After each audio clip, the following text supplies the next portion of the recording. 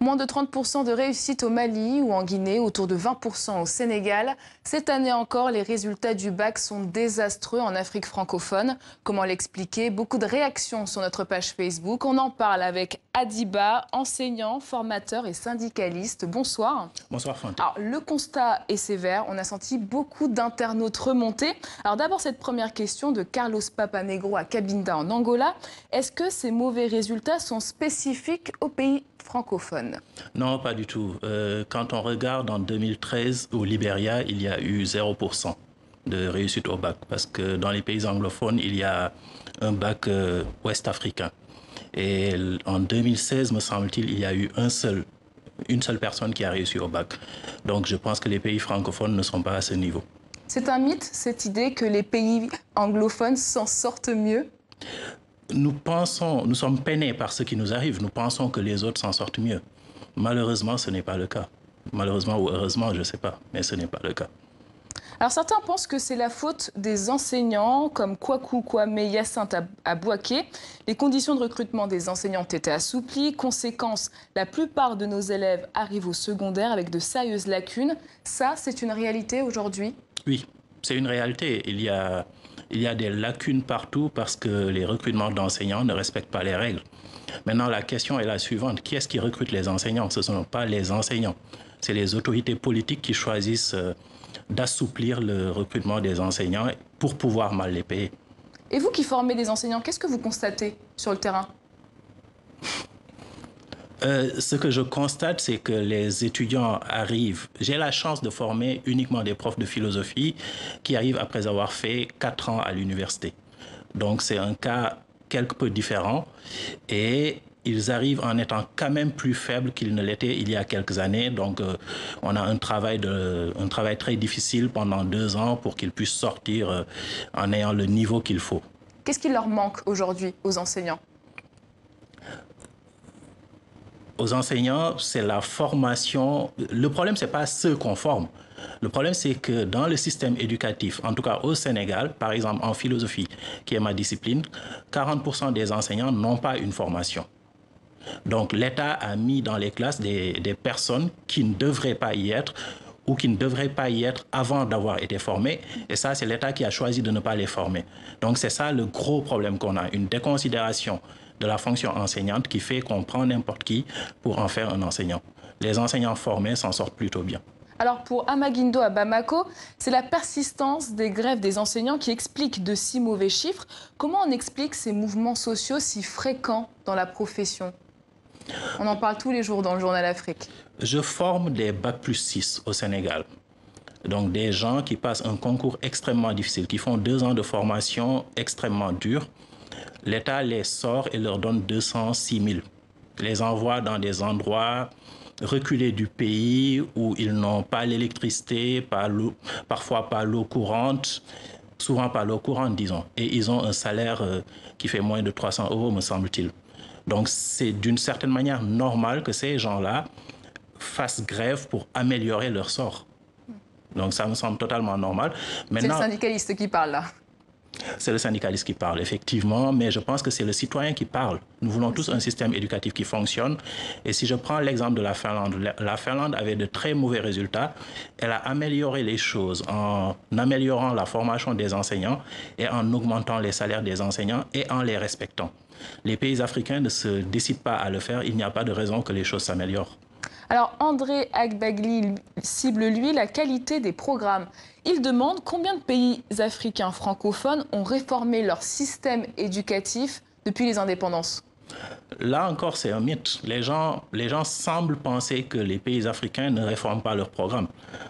Les programmes sont réformés. Le programme de philosophie, par exemple, au Sénégal, a été changé il y a quelques années. Là, il y a une entreprise de changement encore du programme pour le remettre en première puis en terminale. Donc, l'éducation en Afrique de l'Ouest est dynamique.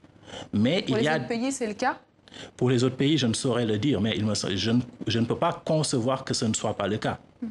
Maintenant, il y a des problèmes fondamentaux qui ne sont pas réglés. Et si ces problèmes-là ne sont pas réglés, la situation ne va pas s'améliorer.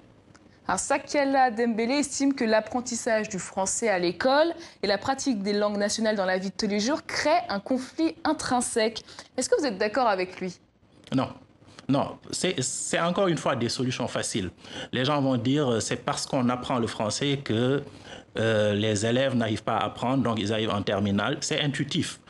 Mais en fait, le problème fondamental, c'est que le système lui-même ne s'assure pas de mettre les moyens qu'il faut pour amener tout enfant qui arrive au niveau où il devrait être. Donc, il y a des écoles qui y arrivent très bien parce qu'on met les moyens qu'il faut pour qu'ils y arrivent. Les autres écoles n'y arrivent pas parce qu'on ne met pas les moyens. Que l'on enseigne en Wolof, en Pulaar ou en Diola, si on ne met pas de bons enseignants, on n'aura pas de bons résultats. C'est une critique qui revient souvent et qui cible directement les étudiants. Selon Soumaïla Babi de Gundam au Mali, les élèves passent plus de temps à surfer sur Internet qu'à apprendre leurs leçons. Les réseaux sociaux, ça fait partie du problème? Je passe beaucoup de temps moi-même sur les réseaux sociaux. Un peu comme moi. Et j'ai un doctorat, donc je ne crois pas que... C'est un faux problème. Oui, c'est absolument un faux problème. Les étudiants, mes étudiants en tout cas, passent beaucoup de temps sur Internet à chercher des livres qu'ils n'ont pas en bibliothèque. Donc, les étudiants essaient de se débrouiller pour trouver des informations là où ils sont. Le problème, c'est qu'on ne leur donne pas les moyens de travailler. Pourquoi on critique leur paresse souvent? C'est des commentaires qui sont revenus très souvent sur notre page. C'est facile. C'est facile de dire que les étudiants, les élèves sont paresseux ou que les enseignants sont incompétents. Le problème systémique à régler est plus difficile. Mieux former les enseignants, mieux les payer, plus les respecter, construire de bonnes bibliothèques partout. Donc ça, c'est des problèmes systémiques qui vont coûter de l'argent, qui vont prendre du temps. Donc c'est plus facile de dire que les élèves sont paresseux, les enseignants sont nuls. Mais est-ce que cette baisse du niveau des élèves est un phénomène récent ou ça a toujours existé, en Afrique francophone en tout cas? C'est un phénomène quand même récent, disons depuis 20-30 ans. Donc, on ne peut plus dire que ce soit récent. Mais c'est quelque chose qui vient après les plans d'ajustement structurel qui ont vu la déstructuration de nos systèmes éducatifs.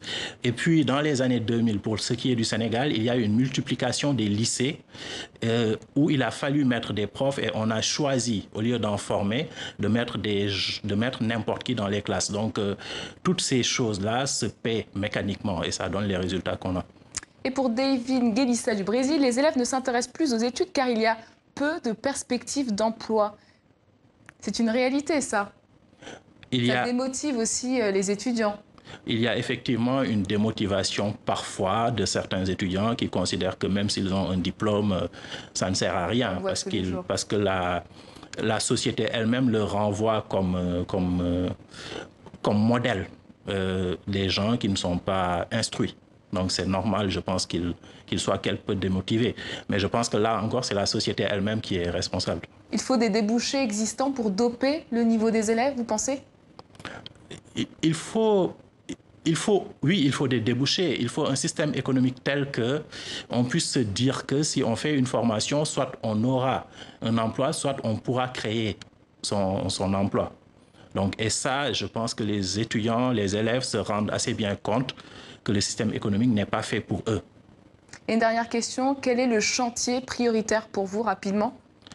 La formation des enseignants et l'augmentation de leur salaire. Merci beaucoup, Adiba, enseignant, d'avoir répondu aux questions de nos internautes. Je vous remercie de m'avoir invité.